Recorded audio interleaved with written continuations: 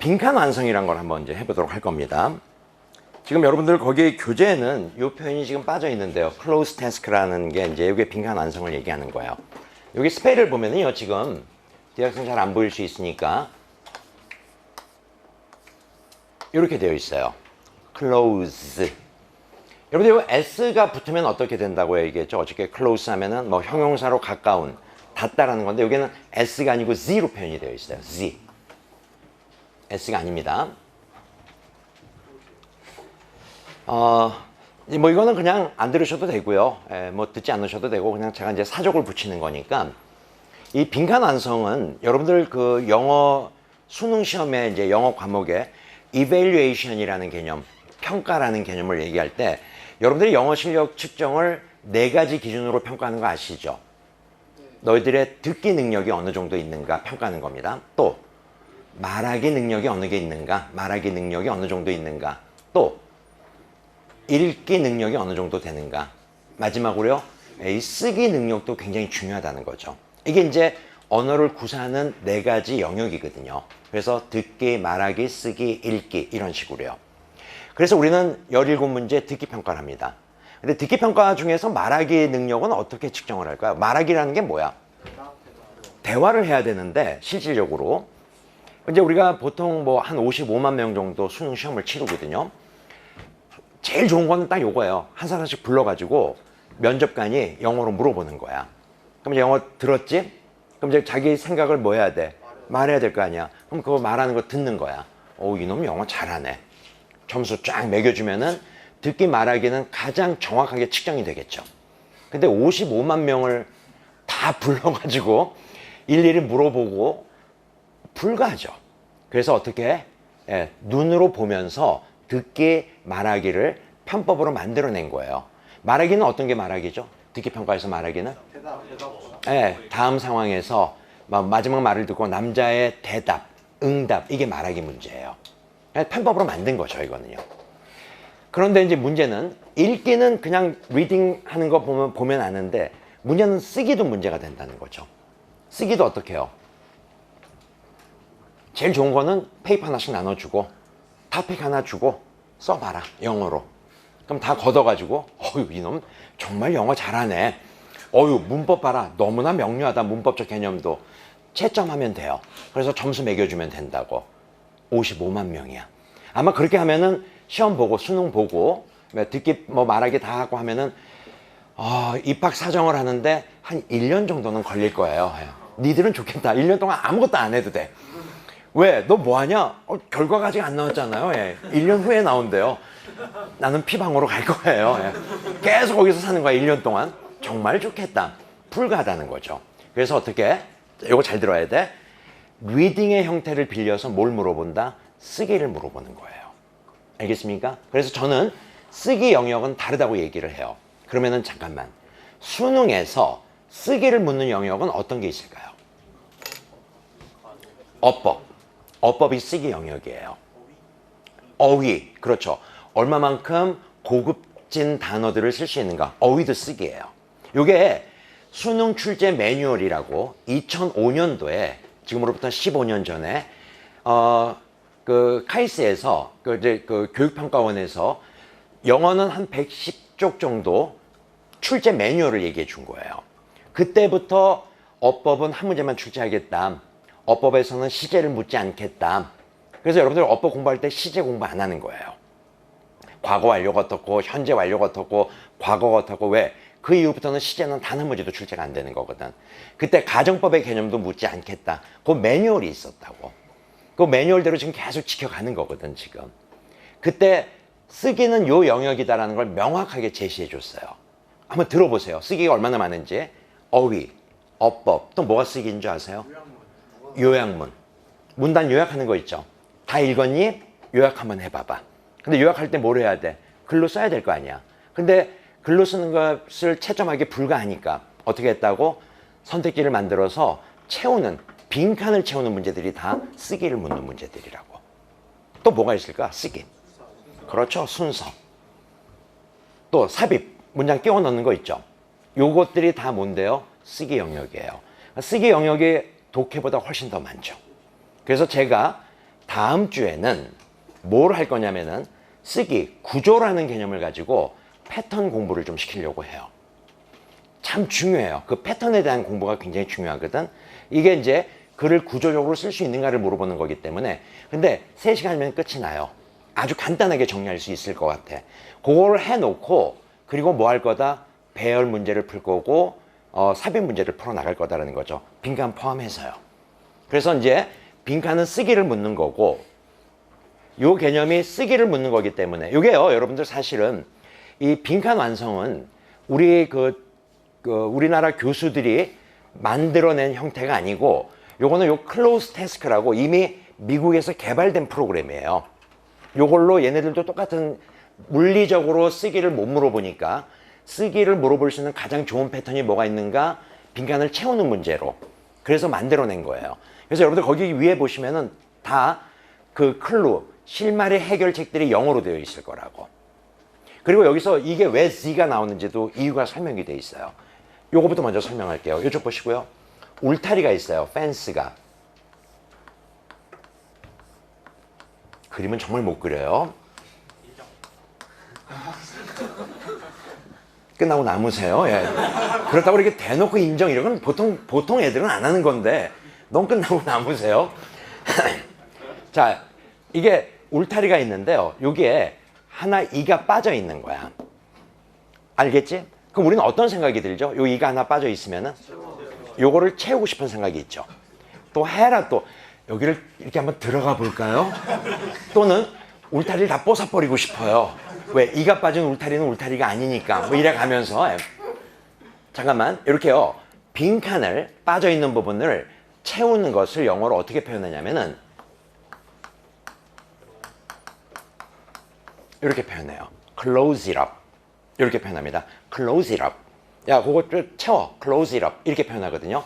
이 발음이 close, z 사운드가 난다고. 그래서 요거를 어떻게 close task라고 이름을 붙인 거예요.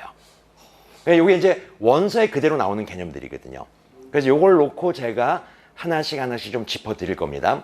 그런데 자, 요거는 이제 잘 들어야 될 거야. 수능에서 빈칸 완성이 제가 생각하기에는 너무 지나치게 어려워요. 그리고 빈칸을 이렇게 추론해내는 과정이 시간도 참 많이 걸리더라고. 그래서 요거는 그냥 팁인데 그냥 여러분들이 그대로 가감없이 따라왔으면 좋겠어요. 자, 잘 들어. 현재 1등급이 아닌 학생들, 내 등급이 이번 9월달 평가원에 2등급이었어.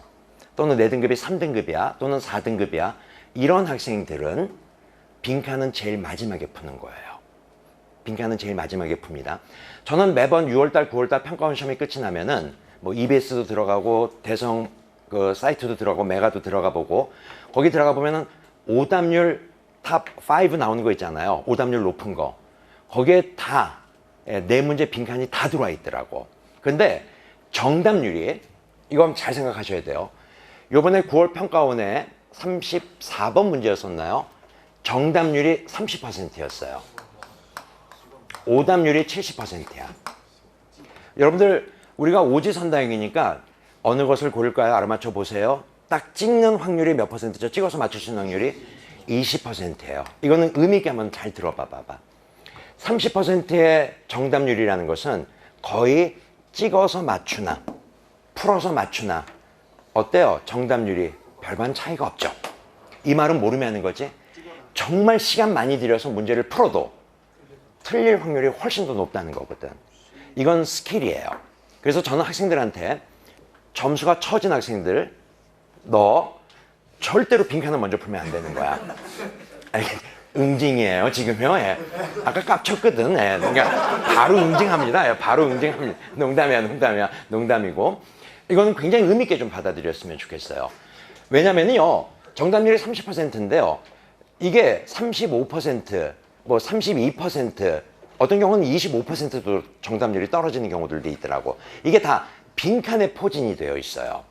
그래서 이거는 정말 내가 온 힘을 다해서 문제를 풀어도 틀릴 확률이 너무나 높기 때문에 우리 늘 시간 부족하잖아. 외려 이거는 중요한 전략이 될 수도 있다는 거죠. 어차피 어느 것을 고를까요? 알아맞혀 보세요. 찍는 확률이나 열심히 풀어서 맞출 수 있는 확률이 비슷하다면은 이거는 마지막에 우리 그런 거 있잖아. 빈칸 4문제 빼놓고 다른 문제 쫙 풀고 딱 와서 문제 풀려고 했는데 시간 1분밖에 안 남았어. 그런 경우들이 있잖아요. 근데 이게 앞에서 열심히 빈칸 풀어가지고 뒤에 장문독해 5문제 남겨놓고 1분 남는 거 하고 어차피 빈칸 모르는 것들 1분 남는 거 하고 찍는 게 훨씬 더 여러분들에게는 점수가 올라가는 확률이 높다는 거거든. 그래서 이거는 굉장히 중요한 전략이 될 수 있는 거예요. 다시 내 등급이 현재 2등급, 2등급부터예요. 3등급, 4등급 무조건 빈칸 언제? 제일 마지막에. 아마 2등급 정도 올라와 있는 학생들은 빈칸 풀 수 있는 시간적인 여유가 좀 있을 거라고. 근데 3등급, 4등급은 제 경험으로 비춰보면은 많이 시간적인 여유가 없더라고. 제대로 풀 수 있는 거에 점수를 올리는 거는 이거는 중요한 전략일 수 있으니까 그것도 한번 꼭 좀 키핑 마인드 했으면 좋겠다는 생각이 듭니다. 굳이 순서대로 안 풀어도 되잖아. 빈칸은 언제? 제일 마지막에. 빈칸은 언제? 제일 마지막에. 시간이 되면 되는 대로 문제를 푸시면 좋다. 이거는 중요한 전략이 될 수 있으니까 꼭 하나 여러분들에게 팁을 드릴 거고요. 자, 이제 그렇다 하더라도 여기는 뭐 2등급 학생도 있을 거고 1등급 학생도 있을 거고 빈칸을 제대로 푸는 거는 필요하다라는 거거든. 그래서 요거는 여러분들하고 같이 좀 공부를 했으면 좋겠다. 자, 이제 좀 보세요. 빈칸은 쓰기예요. 맞지? 여러분들이 글을 쓰려고 해. 잘 들어봐. 글을 쓰려고 해. 제일 중요한 게 뭘까? 글을 쓸 때 제일 중요한 게. 그렇죠. 타픽이 없으면 글을 못 쓰는 거예요. 내가 뭐에 대해서 쓰겠다는 게 먼저 떠오르지 않으면 글이 안 나오겠지. 이게 제일 중요하더라. 그래서 교재 보시고 Close that signal, main idea 밑줄 그어주시는 거예요. 자, 여기부터 이제 빈칸은 출발을 하는 거야. 자, 이제 아무 생각 없이요. 아무 생각 없이 1번 문제를 한번 풀어볼 겁니다. 문제풀이 시작.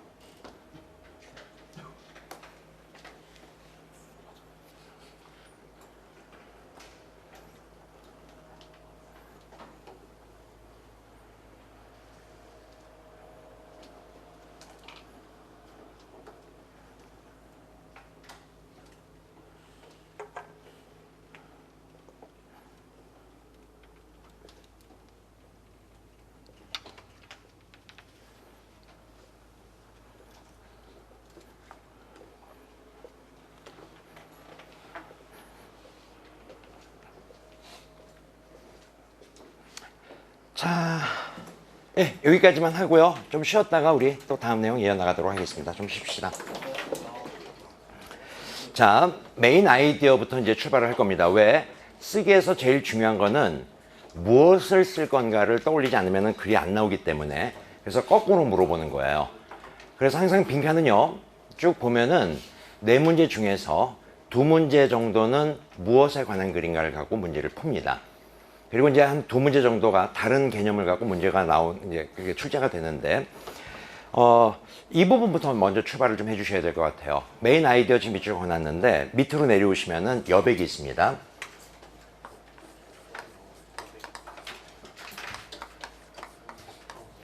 옆에다가요, 큰 흐름. 필기하십시오. 교재 밑으로 내려오셔서 여백이 충분히 있습니다. 메인 아이디어 큰 흐름 써주시고.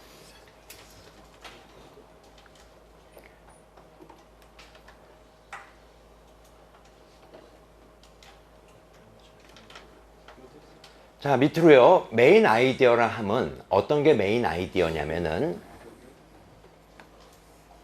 중심 소재라는 게 있고 그 중심 소재에 대해서 뭘 더한다? 작가의 견해를 더해가는 게 메인 아이디어야. 필기. 특히 수능은 이 부분을 갖고 문제를 출제한다는 거죠. 밑줄 그어주시고,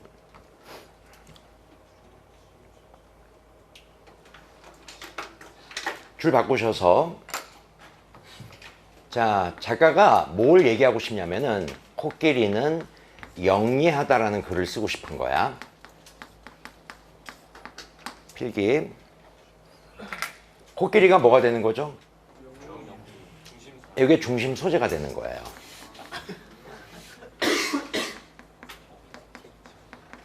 영리하다가 뭐가 되는 거고, 요걸 물어본다는 거죠.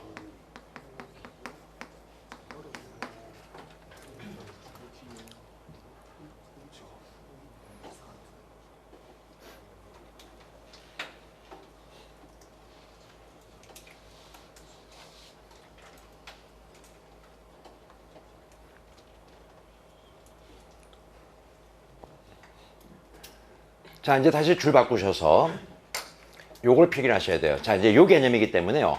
빈칸 완성은 제일 먼저 뭘 해야 되냐면은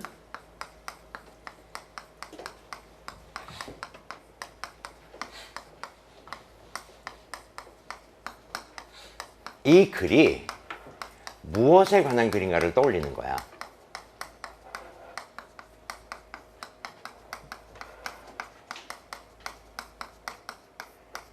필기. 이 글이 무엇에 관한 글인가를 떠올리는 거야. 빈칸 완성은 이 글이 무엇에 관한 글인가를 떠올리는 거야. 자, 줄 바꾸셔서요. 거꾸로 생각하기.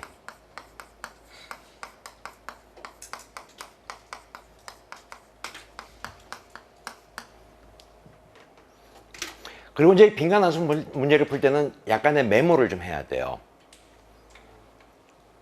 뭐부터? 자, 이제 다시 필기가 다 끝난 학생들은 요 흐름대로 한번 따라와 봐봐. 이 글이 중심 소재가 뭐가 됐어요? 코끼리요. 아, 코끼리는 여기가 지금 중심. 제발 우리 사고하면서, 그냥 막 뱉지 말고, 예, 사고하면서. 코끼리, 예, 이제 요 느낌이 와야 돼요. 그러면 이제 교재 오른쪽에도 괜찮으니까 중심 소재, 코끼리가 아니고 feeling 써보세요.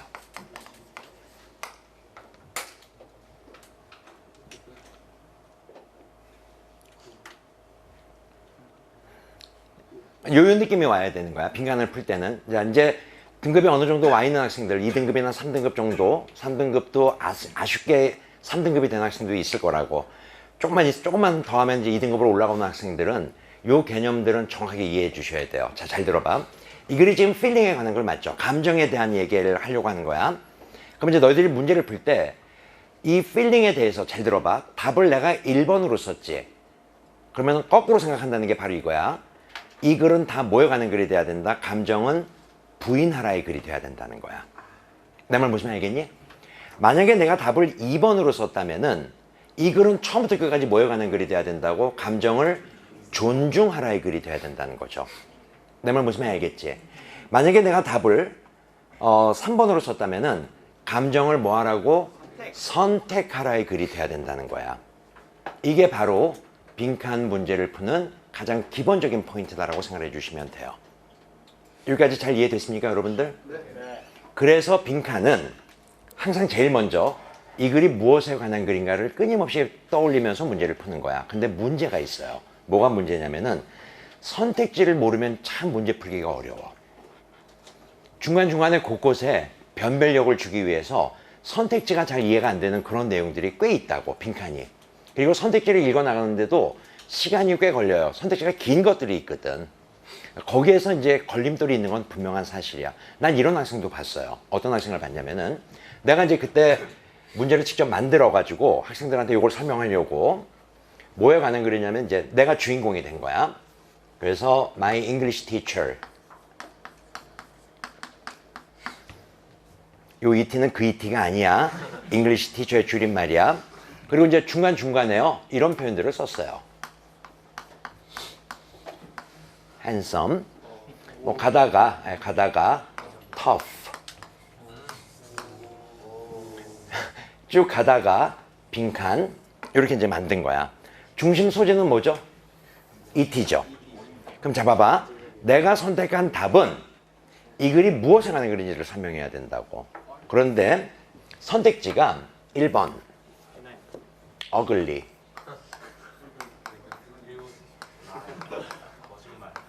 2번 crafty, 3번 captivating, 4번 crazy. 이렇게 이제 선택지를 만들어 놓은 거라고. 근데 이제 느끼는 거야. 이걸 내가 충분히 설명을 했거든. 빈칸은 뭐라고? 이 글이 무엇에 관한 글인지를 설명하는 거야. 그래서 내가 답을 1번으로 쓰면은 이 글은 처음부터 끝까지 뭐에 관한 글이야? 김 선생은 못생겼다의 글이 돼야 돼. 근데 지도 핸섬은 알잖아. 이건 아닌다 느낌이 오는 거야. 근데 2번 crafty 이 단어를 모르는 거라. 3번에 captivating 모르는 거야. 아니 이러더라고요. 김 선생이 잘생겼대. 터프하대. 미쳤군. 답이 이렇게 나오는 거야. 영락없이 답이 이렇게 나오더라. 참 묘하죠 이게요. 우리가 선택지를 잘 못 잡으면은 답을 쓰기가 굉장히 어렵더라는 거죠. 그래서 이제 여기에다가 붙여서 제가 뒤에 그 오답 지우기, most likely answer이라는 표현을 제시했는데 오답도 좀 소홀할 수 있어야 돼요. 교재 보세요. 선택지 3번에 보시면 disclose라는 단어가 있죠. close가 동사로 어떤 뜻? 닫다라는 뜻이니까 disclose 하면은 열다의 의미가 되는 거야. 그래서 이게 노출시키다, 드러내다라는 뜻이 3번이고요. 5번의 conceal, 요건 뭐죠? 요건 감추다, 숨기다라는 뜻이거든. 만약에 내가 답을 5번으로 쓰면 이거는 철저하게 감정은 감추어라, 숨겨라의 글이 돼야 된다는 거죠. 무슨 말 알겠지? 자, 이제 본문 좀 볼게요. 첫 번째 문장 들여다보세요. push down 밑줄거서 뜻 써보시고 자연스럽게요. 뜻을 써보세요. push down. 문맥적 개념을 보시고요. 우리는 우리의 감정을 push down. 오케이, 억누릅니다. because 그 이유가 설명이 되어 있죠. 그런데 because 이하가 잘 안 잡힐 수 있는 이유는 bring up, 요 동사가 be brought up 이렇게 표현이 되어 있을 거야. bring up의 수거적 개념은 잘 모를 수 있어요. 그럴 수 있거든. 그 이제 뒤에 느낌은 잘 안 오는데 두 번째 줄에 보시면은요, unacceptable 이라는 표현이 나옵니다. 밑줄. 세 번째 줄에도요, unacceptable 밑줄. 네 번째 줄에 unacceptable 밑줄. 사실은요, 요 표현을 제대로 끌어내야지 이 문장은 이해가 돼. 니들이 알고 있는 accept가 수락하다, 받아들이다. unacceptable, 수락할 수 없는, 받아들일 수 없는 그 의미로 의미를 부여하면은 사실은 그냥 읽은 듯한 느낌이지만 제대로 내용을 파악하지는 못한 거예요. 이 문장이 이렇게 쉽지가 않은 문장이었어. unacceptable이라는 표현 자체 때문에요. 그러니까 이제 글이 잘 안 잡히는 거야. 뭐야, 감정 얘기하는데 받아들일 수 없다? 뭐 어떤 사람은 이런 거는 받아들인다? while 삼각형 묶어보시고 세 번째 줄. 다른 사람들은 배웠다. 중요한 정보는 뒤에 특정한 감정, 서치에서 어떤 것들, 이런 것들은 받아들일 수 없다라고 그냥 이렇게 우리말, 영어, 우리말 1대1 대응하다가 하는 거죠. 그럼에도 불구하고 빈칸은 뭘 생각해야 돼? 이 글이 무엇에 관한 글인지를 계속 떠올리는 거야. 실질적인 답은 밑에서 두 번째 줄에 나오는 거죠. Just saying to yourself, 스스로에게 말해라. 또는 someone else, 다른 사람들에게 뭐라고요? I feel angry, 나 화났어. 또는 나 슬퍼, sad. 나 또는 frightened, 겁먹었어, 두려워. 이것이야말로 좋은 스타트고 마지막 빈칸, 스스로로 하여금 feeling, 좋든 나쁘든 뭐 하라고? 빈칸 하라고. 이해됐지? 그래서 문제의 정답은 몇 번이 돼야 된다? 네, 4번이 정답이 돼야 된다는 거야. 왜? 이 글이 무엇에 관한 글이니까? 감정을 표출하라의 글이니까. 이해됐지? 이게 이제 빈칸을 푸는 제일 첫 번째 스텝이에요. 자, 이제 독해 공부를 좀 할 겁니다. 본문에서 unacceptable이 3번 나왔죠? 얘의 문맥적 의미는 뭘까요? 한번 써보세요. 주변을 고민해 보시면서 작가가 얘기하는 unacceptable의 뜻은 뭘까?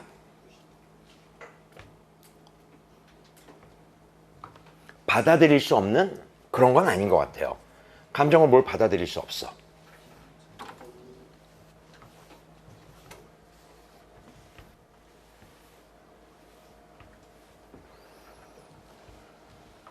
첫 번째 줄에 우리는 감정을 억누른다고.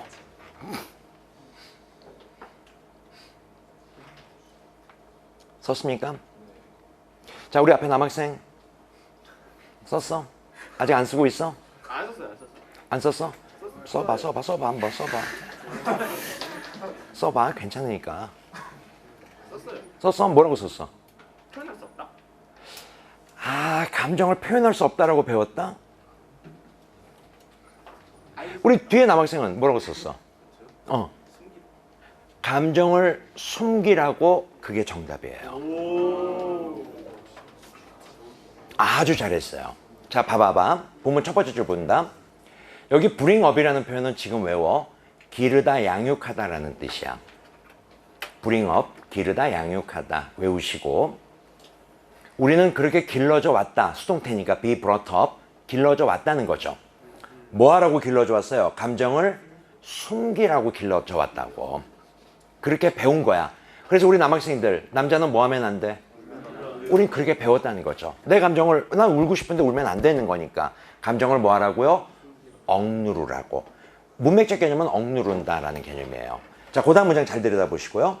어떤 사람들은 모든 감정을 다 억눌러야 된다고, 좋은 감정도 억누르라고 이렇게 배운 사람이 있는 반면에 while의 기본 뜻은 뭐라고?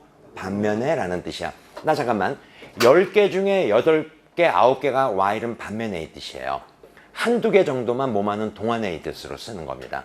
그때에도요, while 다음에 뭐하는 동안의 뜻으로 의미가 부여가 될 때는 while 다음에 ing가 많이 나와요. 그때만 while은 뭐하는 동안에야. 나머지는 다 while은 반면에로 외우시면 돼요. 됐지? 자, 반면에 요 다음 내용 보세요. 특정한 감정들, such as 동그라미. 요건 중요한 거니까 하나 정리하고 가자. 밑으로 내려오셔서. 여러분들 such as의 뜻이 뭐죠? 자, 우리 학생들이요, 요게 뭐뭐와 같은 의 뜻으로 알고 있는데 잠깐만 필기 멈추시고. 항상 such as는 요 구조가 나와. 앞에 내용이 나오고 such as 다음에 뒤에 내용이 이렇게 이어지거든. 요거랑 똑같은 개념이 요렇게도 표현이 돼. such A as B 이런 식으로요. 그런데 이걸 그냥 B와 같은 그런 A, B와 같은 A 이렇게 우리말로 말 바꾸게 하면은 한계가 있어요. 요거의 이면을 기억하고 있어야 돼. 집중.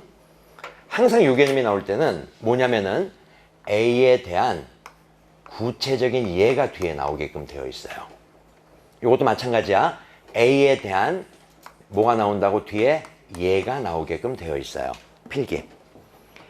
자, 기계처럼 필기하지 않습니다. 필기하면서 외우세요. 그리고 이 서치에서는 굉장히 많이 나와.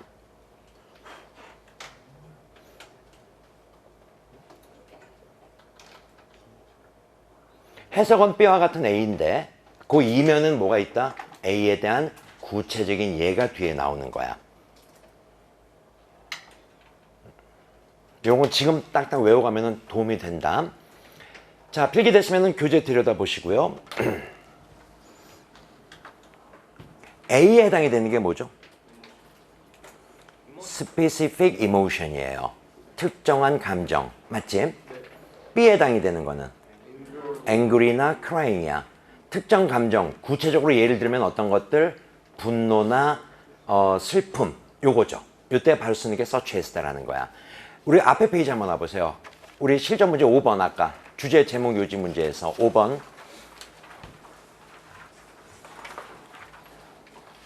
본문 네 번째 줄 위에서 네 번째 줄 끝에 such as 보이지? 있니? 네. such as 다음에 나오는 건 뭐라고요? 예시예요. 그래서 그 앞에 뭐가 있었냐면은 우리는 어떤 주파수도 A에 맞출 수 있다고 되어 있지. 네. 가령 예를 들어서 439도 A에 맞출 수 있고 424도 A에 맞출 수 있다. 요거를 구체적으로 예를 들어서 설명할 때 쓰는 표현이 such as다. 이런 거는 독해할 때 굉장히 중요한 그 개념이니까 한 번쯤은 정리하고 갈 필요가 있다. 다시 뒤로. 그래서 우리 아까 남학생이 말한 것처럼 어떤 특정한 감정들은 분노나 슬픔 같은 거는 뭐 하라고?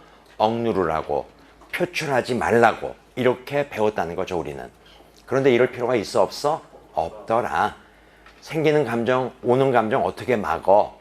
감정을 그대로 표출하라. 이게 바로 작가의 견해다라는 겁니다. 이해됐지? 네. 페이지 넘기시고.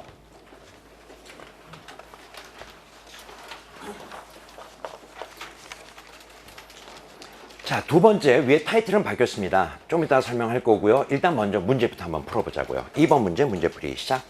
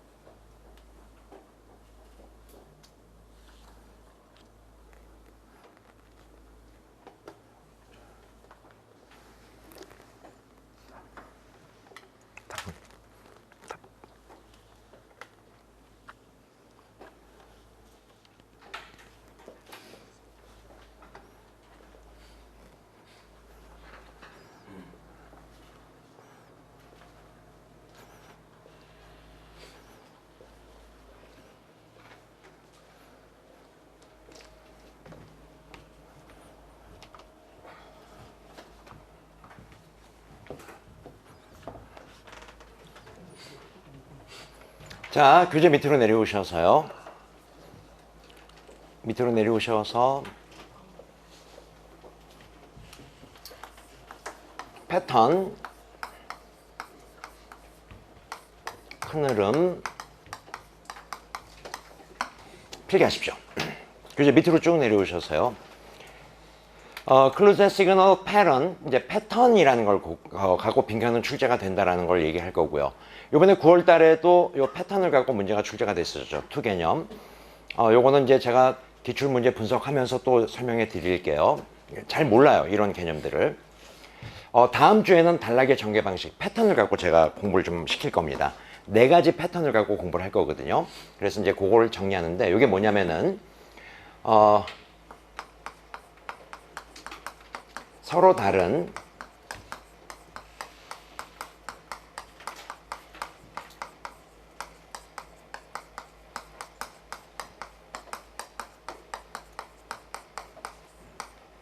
필기 그대로 하세요. 서로 다른 2가지 개념을 하나의 단락에 설명합니다. 필기하시고,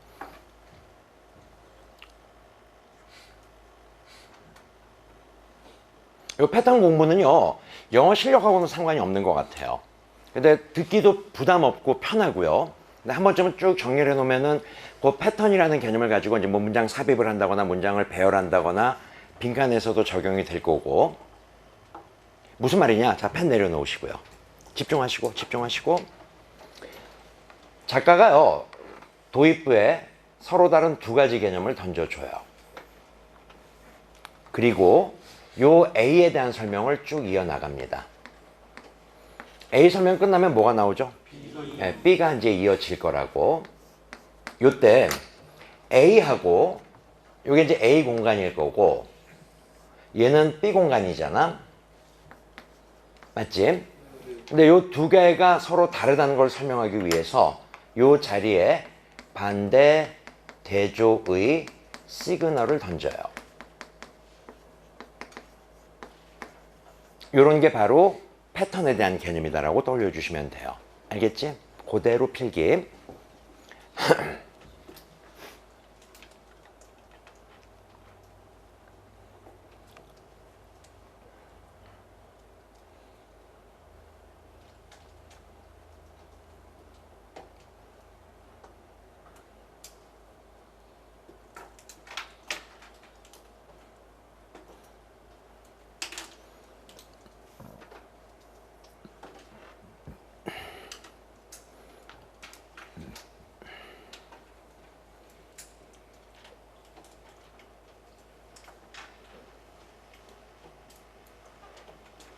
뭐 여기는 이제 세부적인 것들이 좀 몇 개가 붙는데 그건 나중에 우리 패턴 공부할 때 정리하도록 하고요.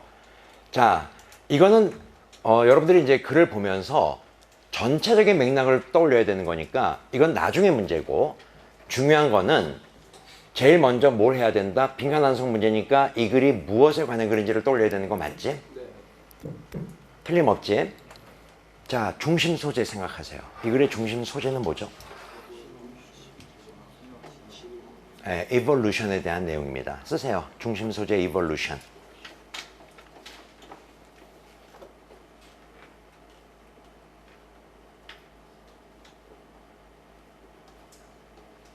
evolution에 대해서 우리는 뭘 쫓아가는 거야? 작가의 견해를 쫓아갈 거야. 이 글이 무엇에 관한 글인가? 그걸 하려고 봤는데 도입부에 진화의 과정은 두 가지가 있다고 얘기했죠. 이게 작가의 견해예요. 진화에 대한 거를 얘기하려고 하는데 진화에 대해서 쓸 게 많다고. 요 주어져 있는 단락에는 뭐만 쓰고 싶다? 두 가지 과정에 대한 것만 쓰고 싶다는 거죠. to 동그라미 processes 밑줄. 진화에는 두 가지 과정이 있다. 그리고 뭘 던졌죠? first. 요거 밑줄. 요런 게 이제 전개 방식을 보는 과정이에요. 자, 요거 잘 따라와야 돼. 첫 번째 과정이 뭐냐면은 진화의 첫 번째 과정은 gradual change야. 점진적인 변화. 맞니?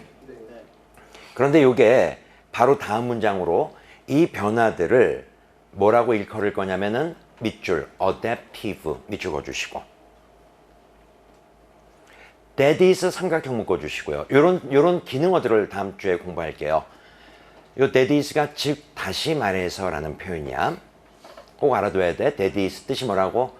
즉 다시 말해서. 즉 다시 말해서의 논리는 어떠니? 앞하고 뒤의 내용이 똑같다는 거지. 논리의 방향이 같다고. 그래서 요 즉 다시 말해서에 대한 개념이 앞에 하고 뒤하고 내용이 똑같다는 거고, 뭘 설명하려고? 점진적인 변화, adaptive를 설명하려고 하는 거 맞지? 네 번째 줄에 뭐가 보이지? second 밑줄. 아, 진화의 두 가지 과정. 칠판 보시고. 진화에는 두 가지 과정이 있다. 첫 번째 과정이 adaptive. 점진적인 변화. 맞지? 자, second. 두 번째 과정은 뭐지? 새로운 종을, new species를 뭐 하는 거야? formation, 만들어내는 거지. 밑줄, formation of new species.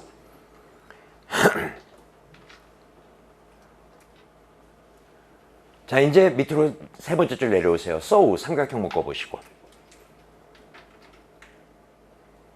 밑에 세 번째 줄. 그래서 사실은 이 마지막 문장이 이 글의 결론이에요. 진화의 과정은 두 가지가 있어. 하나는 어댑티브한 과정, 또 하나는 새로운 종을 만드는 거 맞지? 그런데 not only 밑줄 그어주시고 빈칸 앞에 A뿐만 아니라 뒤에 뭐가 보이지? but also 밑줄. B도 역시라는 개념이야. 그런데 거기 but also 다음 마지막 줄에 뭐가 보이죠? 새로운 종이 만들어진다고 했지. 요거 첫 번째 거야, 두 번째 거야? 두 번째 거지. 그러면 이쪽 봐라, 이쪽 봐라, 이쪽 봐라. 자, first가 adaptive고 두 번째가 새로운 종을 만든다고. 그런데 마지막에 so 치고요. 빈칸 뒤에 뭐가 나왔다? 새로운 종을 만드는 게 나오지. 그럼 빈칸에는 뭐가 들어와야 돼? 첫 번째 거. 이게 구조로 갖고 문제를 푸는 거죠. 메인 아이디어로 해결이 안 되는 문제들이다라는 거거든. 이해됐지? 그래서 정답은 몇 번이 돼야 돼? 5번. 이렇게 나오는 거예요. 이런 게 바로 구조의 문제다라는 거죠. 자, 기지개 한번 시켜시고.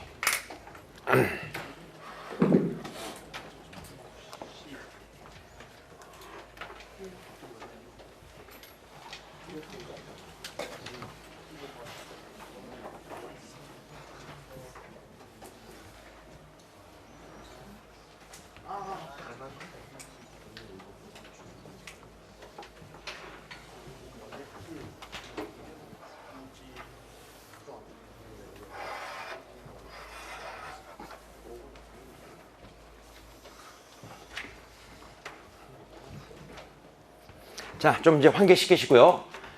저 잠깐만 봐보세요. 우리가 지금까지 뭘 공부했죠? 빈칸 완성에서 제일 첫 번째 항목은 메인 아이디어.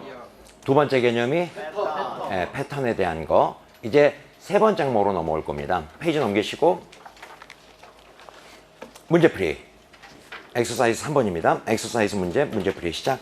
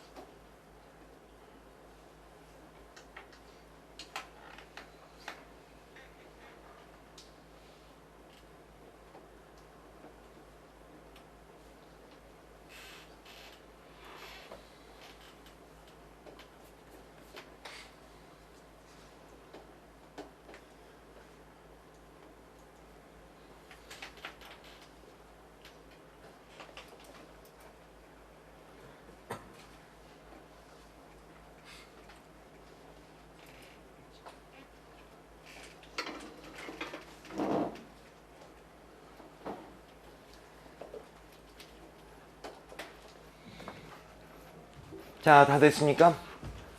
자, 이제 집중하시고 중심 소재 뭐예요? 써보세요.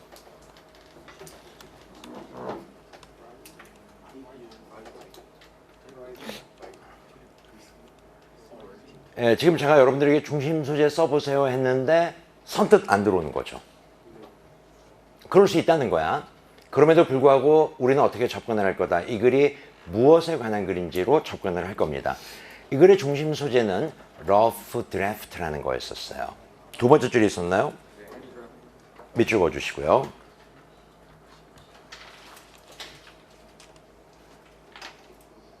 근데 이걸 못 잡았어요, 여러분들이. 왜? 러프 드래프트에 대한 느낌도 잘 안 올 수 있어요.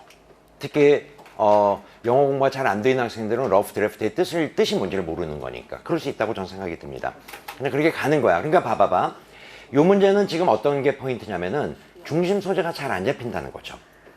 그럼 어떻게 할 거야? 그래도 이 글이 무엇에 관한 글인지는 쫓아간다는 거죠. 자, 본문 첫 번째 줄부터 한번 가볼게요. 잘 따라오세요. 젊은 작가들이 있어요. 주어 표시하시고 동사 어디 있죠? are brought. 이게 동사입니다. 군더더기 정보들을 좀 빼시고요. 젊은 작가들이 bring의 기본 뜻이 뭐죠? bring? 가지고 오다니까 스페셜 섹션 쪽으로 가져와 지는 거죠. 아, 젊은 작가들을 스페셜 섹션으로 데리고 가는 거야. where, 동그라미. 이게 관계 부사, 관계 대명사가 포함이 되어 있습니다. 그냥 이런 것들은 전 앞에서 뒤로 연결시켜 나가요. 이런 식으로. 이것도 한번 그냥 잠깐 들어봐봐. 영어를 업으로 삼고 있는 사람이 where 이런 걸 어떻게 처리하는가를 귀 기울여서 한번 들어보라고. where 이 스페셜 섹션으로 데리고 가는데 where 이 스페셜 섹션은 앞에 명사를 받아서 뒤로 연결시킨다고. 됐지? rough draft of famous authors. 유명 작가들의 rough draft가 kept, 지켜져 있는, 간직되어 있는 그런 스페셜 섹션으로 젊은 작가들을 데리고 가는 거야. 그 다음 문장. This practice, 이러한 관행은, practice 관행입니다. quite 상당한, 꽤 임팩트를 갖는데요. 임팩트 느낌 어떤 건지 알겠지? 네. 자, 이때 잘 들어야 돼. Those writers 밑줄. 그러한 작가들에게 임팩트를 갖는데 여기 those writers는 질문 앞에 있는 young writers야 famous authors야 요 느낌이 와야 되는 거야.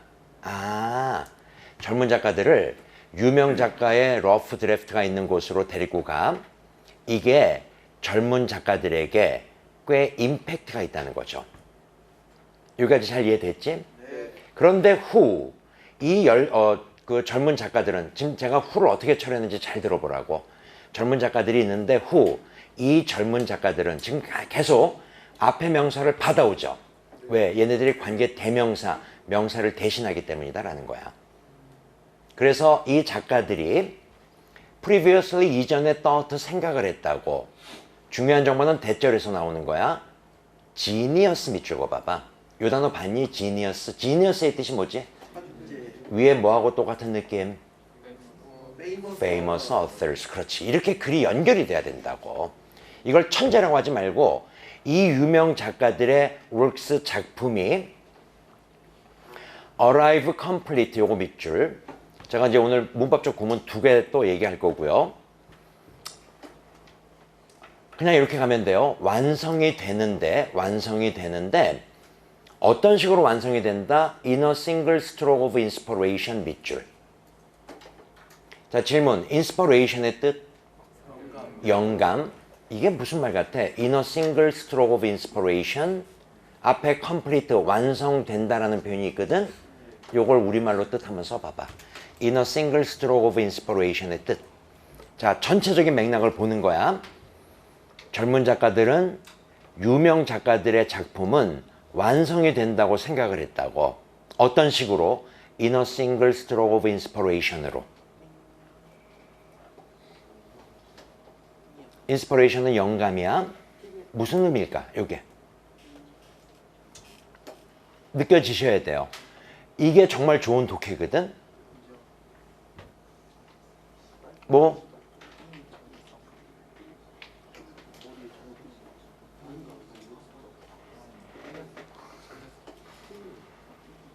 어떤 느낌인지 그러니까 봐봐봐. 이걸 단어 뜻을 하나씩 짚어가지고 해석이 된다는 게 말이 안 되거든 이게.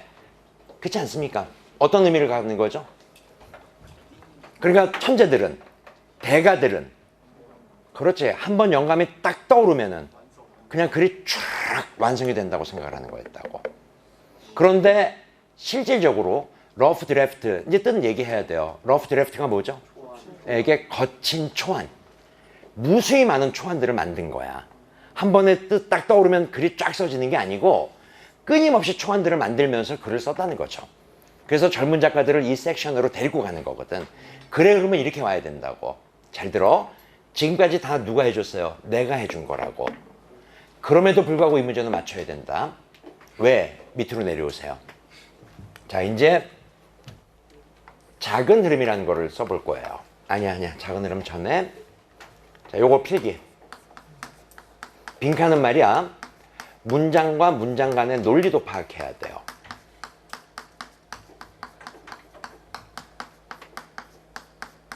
이걸 저는 작은 흐름이라고 얘기해요. 스몰 스트림. 아까 메인 스트림은 두 개가 있었죠. 메인 아이디어, 패턴. 전체적인 맥락을 볼 수 있어야 되고, 요거는 딱 문장과 문장 간의 논리로 답을 유도할 수 있어야 된다는 거야. 자, 밑에다 씁니다. 문장과 문장 간의 논리가 세 가지가 있는데 그 첫 번째가 likeness야. 필기, likeness. 위로 올라가 보세요. 거기 제일 위에 타이틀 보세요. Clues that signal likeness가 나왔죠? 요걸 벌써 이제 제시하는 거야. 다시 밑으로 내려오셔서 likeness가 뭐죠? 옆에다 쓰세요. 자, 필기 잠깐만 멈추고요. 자, 이렇게 빈칸이 나오고 빈칸 앞에 A하고 빈칸 다음 내용이 나온다고. 요 빈칸을 어떻게 추론하라고?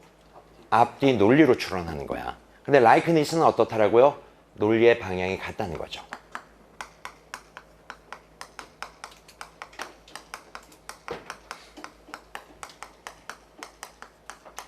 필기. 논리의 방향이 같다.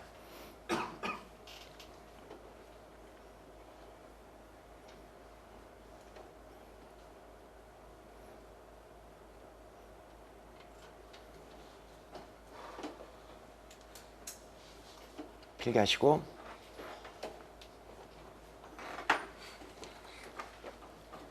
자, 위로 올라와 보세요. 이 부분 본문 보시고,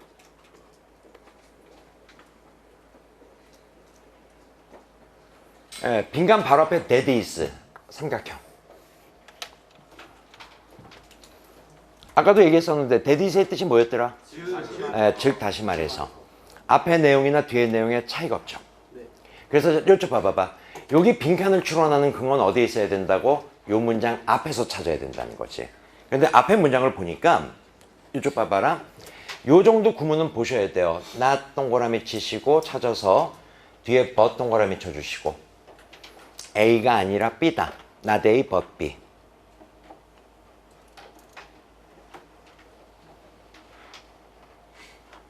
됐지? 파이널 디자인에 이런 러프 드래프트가 포함이 되는 건 아니야.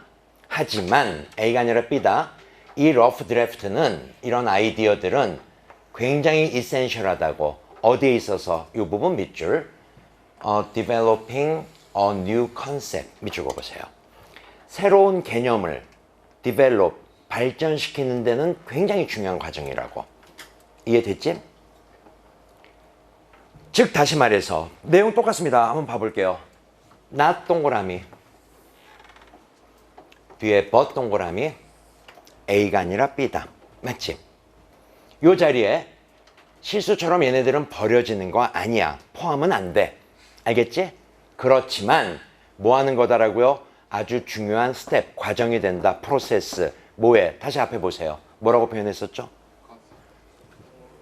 어떤 과정이다? 프로세스, 스텝 바꿨고요. Developing a new concept. 요거 나와야 된다는 거죠. 선택지에 뭐가 있어야 돼? Developing a new concept이 있어야 된다는 거죠. 다만 표현을 바꿀 뿐이지. That is가 즉 다시 말해서니까. 몇 번이 정답인 것 같아요? 2번. 여러분들 unfold의 뜻이 뭐죠? fold가 접는 거니까 펼치는 거고요. 컨셉이란 단어 대신에 아이디어로 바꾼 거죠. 새로운 아이디어를 펼친다. 어떤 건지 알겠지? 오케이. 자, 이제 다시 밑으로 내려오셔서요. 구문 포인트. 요거 하나 정리할 겁니다. 자, 다 끝났습니다. 이제. 힘들어요. 지금 3시간 연강 영어만 하고 있으려니 힘이 안 들 수가 없지. 그래도 나니까 이렇게 끌고 가는 거야, 지금. 굉장히 힘든 거야. 이거 굉장히 힘든 거예요. 우리가 영어 시간 50분 그냥 수업하고 또 다른 과목하고 좀 지겹지 않게 그냥 이렇게 과목이 바뀌면은 그렇잖아. 근데 2시간, 3시간, 4시간, 오늘 4시간을 연강을 해야 되는 거거든. 힘이 들죠. 조금 더 기운들 내라고. 자, 펜 내려놓으시고요.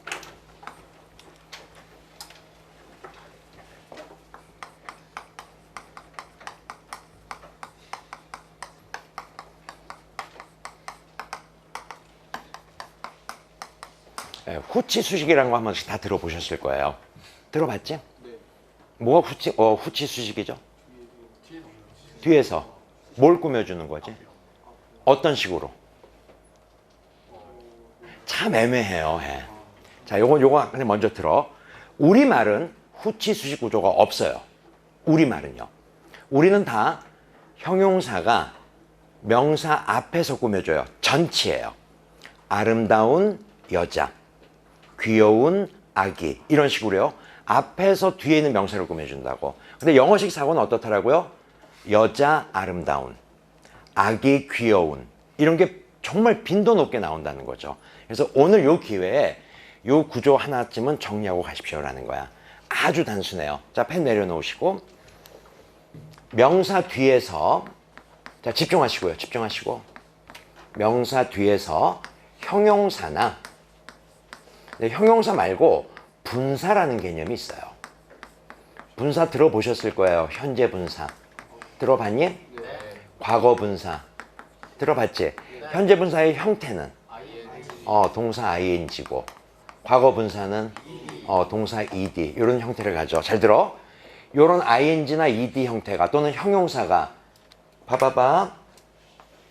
얘네들이 명사 뒤에 후 여기 뒤우자야. 위치해서 치. 뭐 해준다라고요? 꾸며준다고. 요렇게요. 이런 걸 우리는 뭐라고 한다? 후치 수식이라고 해. 그런데 100개 중에 99개는 후치 수식 구조가 항상 뒤에 딸린 어구가 나와. 형용사에 딸린 어구가 나오든지 분사에 딸린 어구가 나온다고. 근데 이 딸린 어구는 딱 정해져 있어. 3가지로.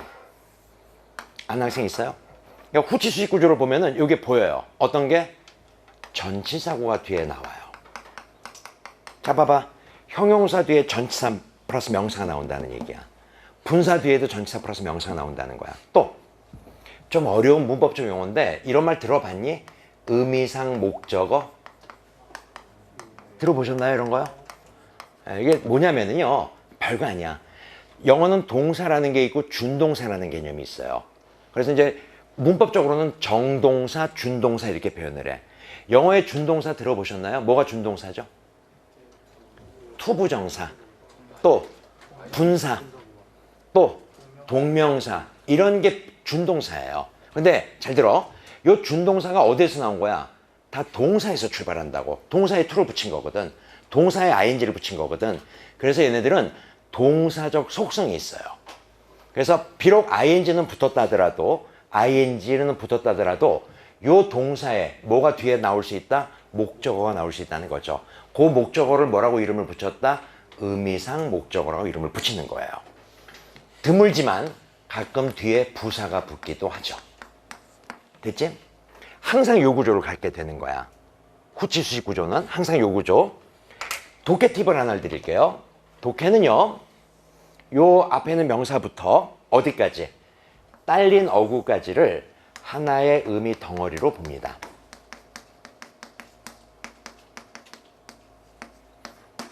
됐지? 일단 요거 그대로 필기. 자, 그냥 필기하지 말고요. 필기하면서 외우세요. 후치 수식이라는 게 안 보면서 필기하셔도 돼요. 아, 저 사람이 이렇게 얘기했지. 명사 뒤에 형용사가 또는 명사 뒤에 분사가 뒤에서 앞에 있는 명사를 꾸며주더라. 그런데 이 경우에는 반드시 뒤에 형용사나 분사에 딸린 어구가 나와. 그 딸린 어구는 3가지가 있는데 전치사구가 붙어 나오든지 또는 동사 ing에 의미상 목적어가 붙어 나오든지 또는 부사가 붙어 나올 수가 있어.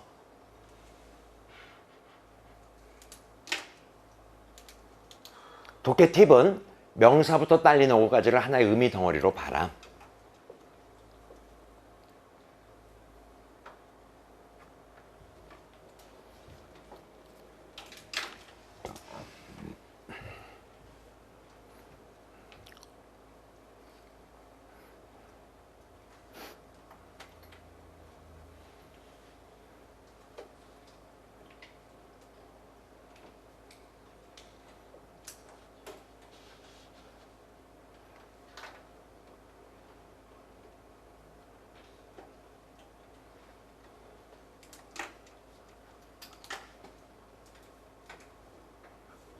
자, 필기가 다 된 학생들은요, 첫 번째 문장 올라와 보세요.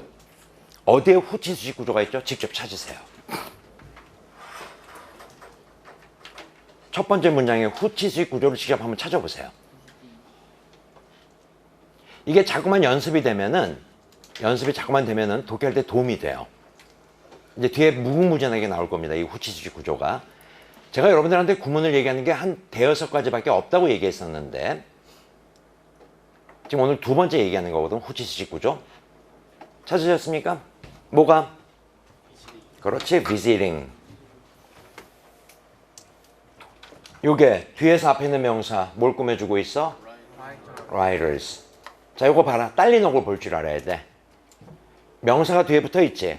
자, 질문. 방문하다. 무엇을? 도서관을. 요게 의미상 목적어.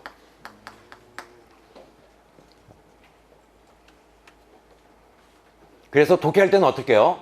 young writers부터 library까지가 하나의 의미 단위가 만들어져야 돼. 이런 식으로 도서관을 방문하는 젊은 작가들은 이렇게 가는 거지.